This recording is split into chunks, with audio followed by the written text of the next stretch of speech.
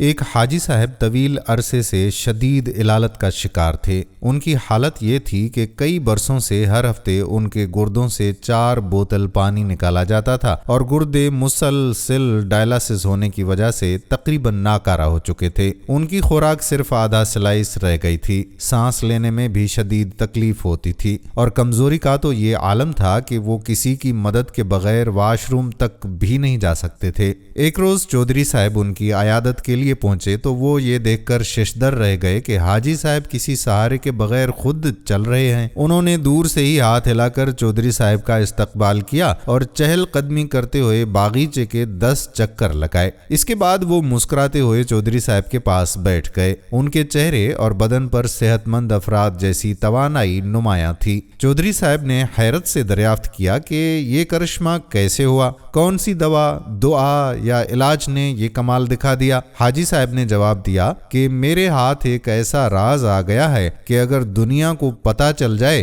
تو تمام معالج اور حکیم فارغ ہو جائیں، ہسپتالوں کو تالے لگ جائیں اور ادویات کی دکانیں بھی بند ہو جائیں۔ چودھری صاحب کی جستجو مزید بڑھ گئی کہ آخر وہ کون سا نسخہ ہے؟ حاجی صاحب نے بتایا کہ میرے خادم کی والدہ کا انتقال ہوا تو میرے بیٹوں نے وقتی طور پر ایک 6-7 سالہ معصوم بچہ میری دیکھ بھال کے لیے رکھ دیا۔ ایک دن میں نے اس بچے سے پوچھا کہ اتنی چھوٹی عمر میں تم اس کام پر کیوں مجبور ہوئے؟ وہ بچہ پہلے تو خاموش رہا، پھر روتے ہوئے بتایا کہ ایک دن جب وہ گھر سے باہر تھا، سیلاب نے اس کے والدین اور بہن بھائیوں کو چھین لیا۔ اس کے مال مویشی اور زمین پر رشتہ دار قابض ہو گئے اور اب اس دنیا میں اس کا کوئی سہارا نہیں۔ وہ صرف 2 وقت کے کھانے اور لباس کے بدلے میری خدمت کر رہا تھا۔ حاجی صاحب نے بتایا کہ یہ سن کر میرا دل بھر آیا۔ انہوں نے بچے سے پوچھا کہ کیا وہ تعلیم حاصل کرنا چاہتا ہے؟ بچے نے اس بات میں سر ہلایا۔ حاجی صاحب نے اپنے مینیجر کو حکم دیا کہ اسے شہر کے بہترین تعلیمی ادارے میں داخل کروا دیا جائے۔ جیسے ہی اس یتیم بچے کی تعلیم شروع ہوئی، اس کی دعائیں عرش تک پہنچیں اور قدرت مہربان ہو گئی۔ حاجی صاحب بتانے لگے کہ 3 سال کے طویل عرصے کے بعد